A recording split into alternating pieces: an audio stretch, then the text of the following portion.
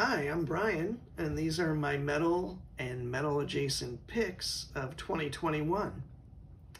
I'm going to start out with probably the most popular band on this list and one of my favorite bands of all time, and that is Mastodon. And the title of their new one is Hushed and Grim. This is a pretty long record with probably 13, 14 cuts on it. And I like all of them. There's some slower ones. It kind of bogs down a little bit for some people, I'm sure, but I like the whole record. I just listen to it from start to finish as much as I can, and I'm definitely a huge fan of early Mastodon. Remission and Leviathan are definitely some of my favorite records of all time, of any genre. So I definitely love the heavier stuff, but I definitely have liked their direction as of late as well too.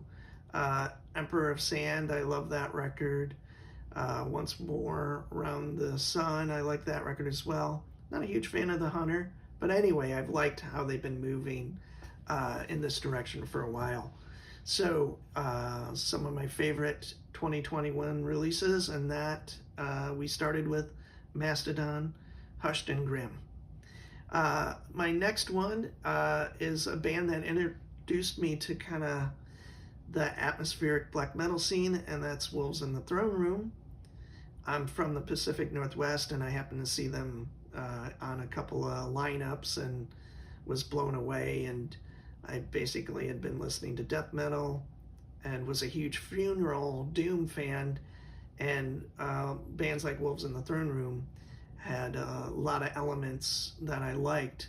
And on their new record, Primordial Arcana, amazing record. I really, really dig it, and I look forward to seeing them again live, hopefully soon.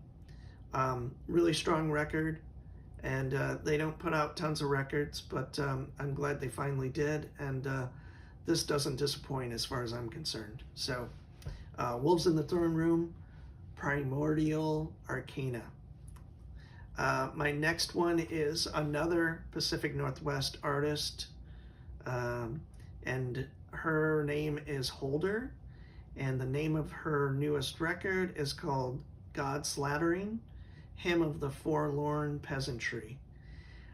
I'm a huge fan of hers, and I've yet to see her live. Well, I haven't seen anything live really, so I look forward to seeing her live.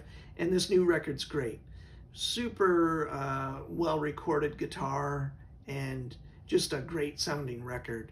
And it has some, traditional black metal themes and all of that, but I personally appreciate when the guitar sounds great. And I think this kind of falls into the realm of like black and roll for me. Really great songwriting.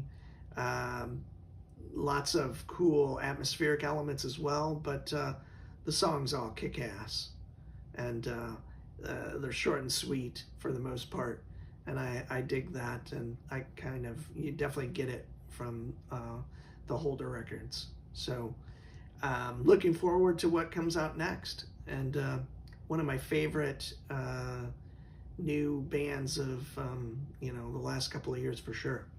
Another great woman-led band that I am just kind of getting to know is the newest record by King Woman, and the name of the record is Celestial Blues. This is more of like a doomy post-metal release, but I really dig it. It's heavy emotionally as much as any super heavy record can be.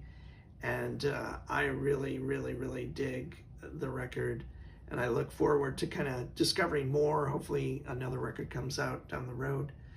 And again, most of these, the Celestial Blues is a great tune. There's just, the whole record's great. And I am now, it's the band is basically led by Christina Estendari, I believe is how you pronounce her name. I'm probably saying it wrong. I'm kind of doing that from memory, but check it out if you like kind of doomy post-metal stuff that's atmospheric and has lots of emotional punch, if you want to say that.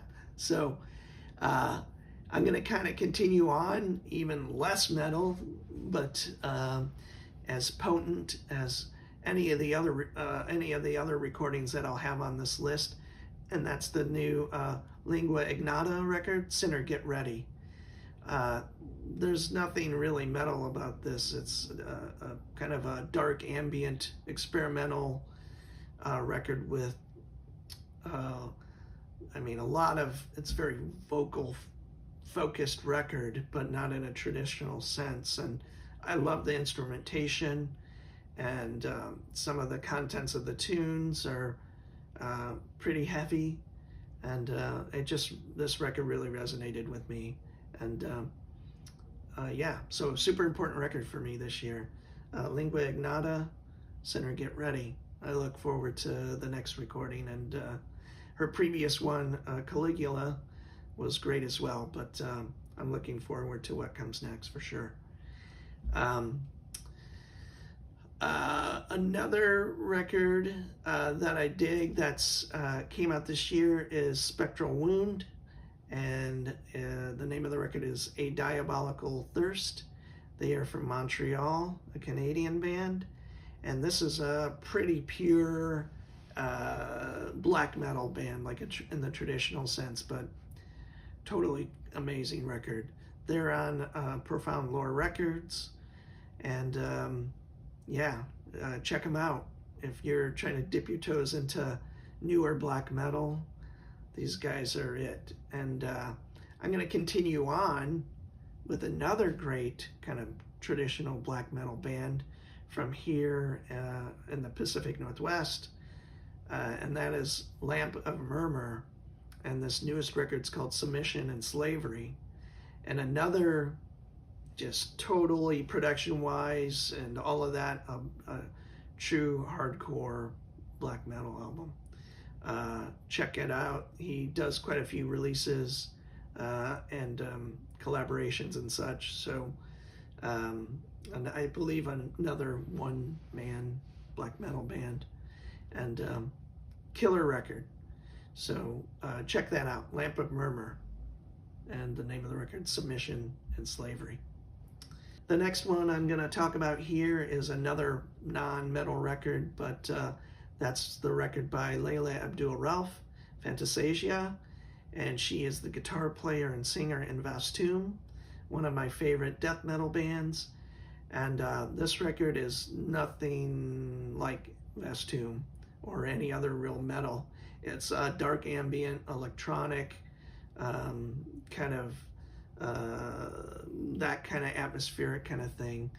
And she's done quite a few of these records, and I'm just really blown away. Great listening.